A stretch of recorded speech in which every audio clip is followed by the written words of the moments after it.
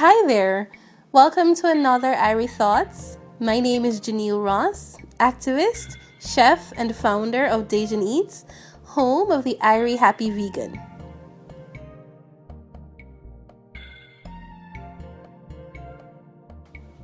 It is another cold morning in Florida as I sit on my couch and record this podcast. For those of you guys who are not in sunny Florida and are probably, giving me the ugly faces now going, you are cold in Florida, don't be mean. It does get cold. But it is my hope that wherever you are, that you will stay warm and safe this winter. This morning we are going to talk about being fully vegan. There's a thought that you can't be 100% vegan, so why bother? Let's look at that.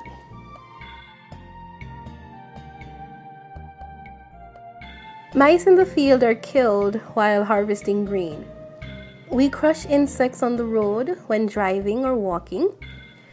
There are cow parts in car tires, drywall, and paint.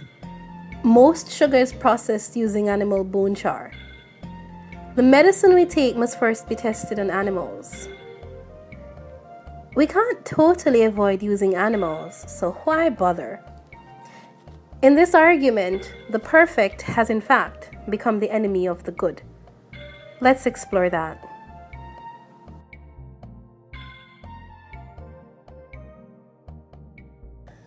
The founder of the Vegan Society, Donald Watson, coined the term vegan in 1944.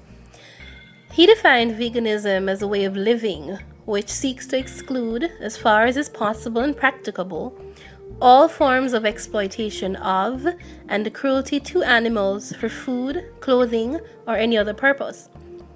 It is derived from the word vegetarian by taking the first three letters, the VEG, and the last two letters, AN, to form the word vegan. Veganism starts with vegetarianism and carries it through to its logical conclusion, said Mr. Watson.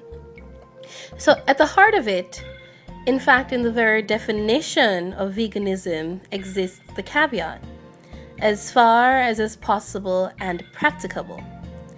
The approach to veganism is not only a compassionate one, it is also deeply rooted in practicality. It is not practical, perhaps even possible, to avoid crushing insects beneath our feet or wheels when we drive. The stearic acid used to make tires, fireworks, soaps, and many other things is animal-based. It is in fact from the steer. It is tallow from the fat of the cow's liver.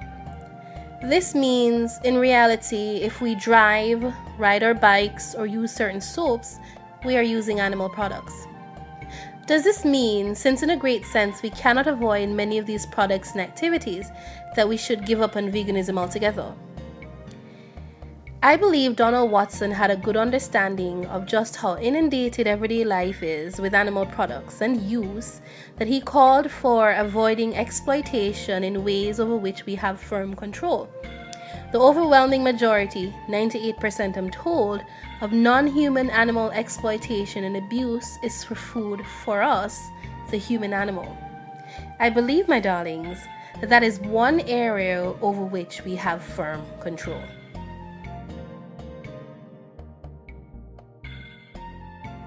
The notion that it's impossible to be 100% vegan, so why try, implies that if we cannot go through our daily lives without harming non-human animals, then we might as well raise and kill whatever we want.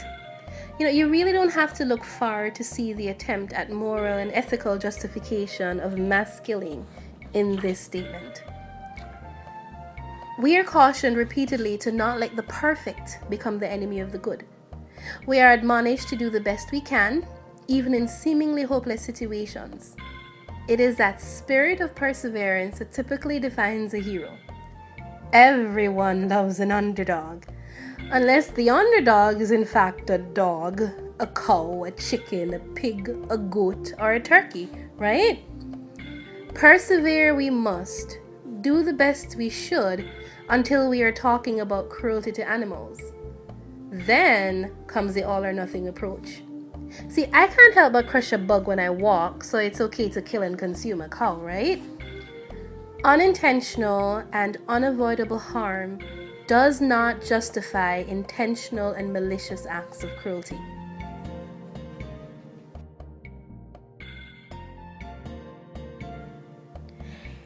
I recently learned the Hebrew word rakum, which I've probably messed up.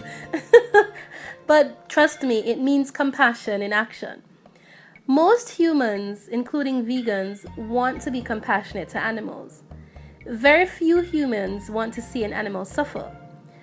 That is why when we see dead animals in the road, we hope that they didn't suffer much before they died. That is also why, despite consuming billions of animals each year, very few of us have ever witnessed the slaughtering of an animal. We don't really want to see that. The problem is, when we consume meat, we become complicit in a system of abuse and torture. We do not deserve to be shielded from the reality of our food. We demand to know where our vegetables come from, whether they have been genetically modified, and rightly so, but very few clamor to find what happens to the sentient beings we eat. Factory farms, indeed, do not have glass walls. We simply don't want to see someone else in pain. That is compassion, the ability to see ourselves in others and to see others reflected in us. We're not lacking compassion as humans, we're lacking action. It is the action that separates the vegan from the non-vegan. The vegan realizes that said compassion is useless unless something is done to reduce the pain experienced by the subject of our compassion. Slavery and other atrocities would not have been silenced to the extent that they have been on compassion alone. Compassion is necessary to excite action, but nothing is done without the doing of it. No matter how small the ripple effect, the simple act of attempting to alleviate the pain and suffering of another speaks volumes. One of my favorite stories is The Hummingbird, told by Kenyan environmentalist and activist Dr. Wangari Maathai. She tells the story of a great fire in the forest. All of the animals ran away from the forest and watched except for the little hummingbird. She would frantically fly back and forth to the stream with a little bit of water in her beak that she'd pour on the fire. The other animals told her it was useless. She couldn't put out such a big fire alone. She, while still flying, simply replied, "I'm doing the best I can." I love that story. See, as vegans, we sometimes think of ourselves as a hummingbird.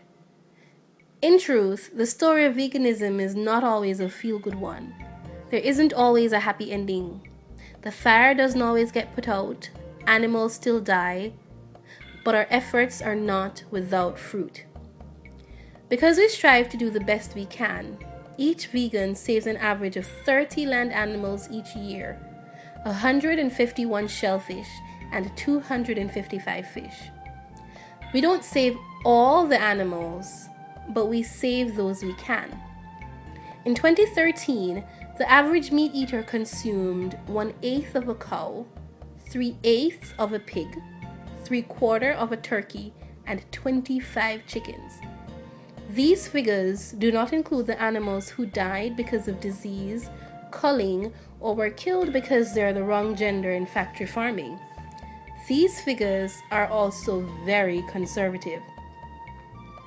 But the true question is this: if through my efforts of choosing something other than non-human animals to eat, wear, or to entertain me, I can save one animal, is it not worth it? I had a professor who once placed a black dot in the middle of a very large whiteboard. When questioned what they saw, each of us students in turn noted the dot. He then commented on how we chose to focus on this one tiny spot, ignoring the overwhelming majority of the brilliant whiteness of the board. Let us not do that with our approach to veganism. Let us not become so bogged down with a small percent of animal cruelty over which we have little control, and continue doing good work in the vast areas we can control.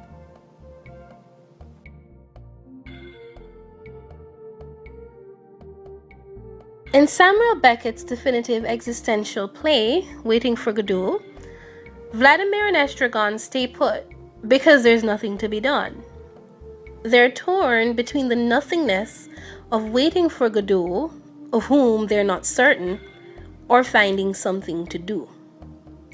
In fact, they're not even entirely sure whether they themselves exist. They fight between the belief that there's nothing to be done, yet it must be done. In a rare moment of absolute clarity, perhaps a lucid interval, Vladimir vehemently declares, "Let us not waste our time in idle discourse. Let us do something while we have the chance. It is not every day that we're needed. Not indeed that we personally are needed. Others would meet the case equally well, if not better. To all mankind they were addressed, those cries for help still ringing in our ears. But at this place, at this moment of time, all mankind is us, whether we like it or not. Let us make the most of it before it is too late. Let us represent worthily for once the foul brood to which a cruel fate consigned us. We are the hummingbird. Mankind is us. We cannot completely silence the cries of animals and the brutality to which their natural lives condemn them. But we can choose not to contribute to that brutality.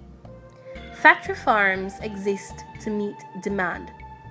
The fur industry exists because the human animal pays for the skin of a non-human animal to be violently removed so that he, the human, can don it as a fashion statement.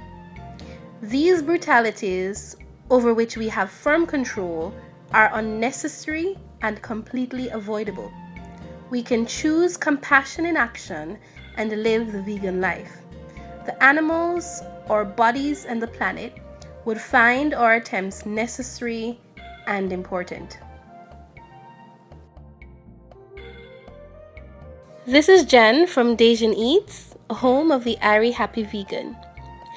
You can find out more about veganism and get fantastic cruelty-free recipes on my website, DaJenEats.com. That's DaJeneATS.com. Let's cook together.